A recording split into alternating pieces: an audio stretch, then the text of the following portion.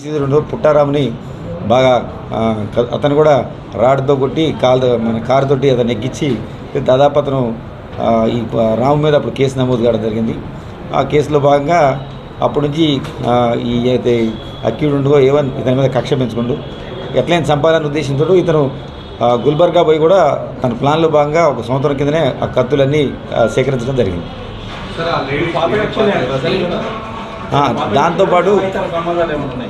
దాంతోపాటు ఇక్కడ మెయిన్ ఏంటంటే ఇక్కడ హిమాంబి అని అన్నాం కదా, ఎక్కడైతే మర్డర్ జరిగిందో అక్కడికి హిమాంబి అదేవిధంగా నజీమా ఆమె బిడ్డ, ఆ ఇంట్లో ఆమె గతంలో బ్రోతల్ హౌస్ నడిపింది. ఆ హిమాంబి అనేటమ్మ ఒక 5 కేసులు మన బంజారాస్ పిఎస్లో కూడా కేసులు నమోదు కావడం జరిగింది.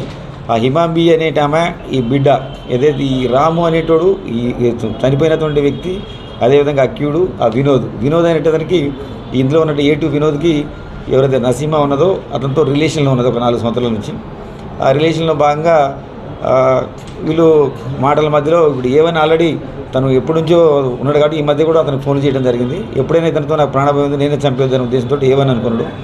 A2 కూడా అతని లవర్ అయితే రిలేషన్లో ఉందో ఇతను కూడా రాముకి కూడా కొంత ఆలోచన ఉంది అమ్మాయి మీద. అందుకని వాళ్ళకి కొంత పైసలు కూడా ఆశ చూపించారు.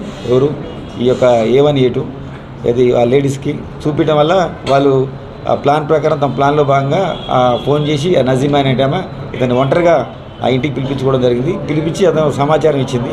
వాళ్ళందరూ కూడా ముందు గత 2-3 రోజులు ప్లాన్లో ఉన్నారు కాబట్టి బయట ఎట్లయినా చంపలేము, ఇతను ఒంటరిగా ఉన్నప్పుడు చంపాలన్న ఉద్దేశంతో వీళ్ళందరూ కలిసి ఆ ప్లాన్లో భాగంగా వచ్చి చంపడం జరిగింది.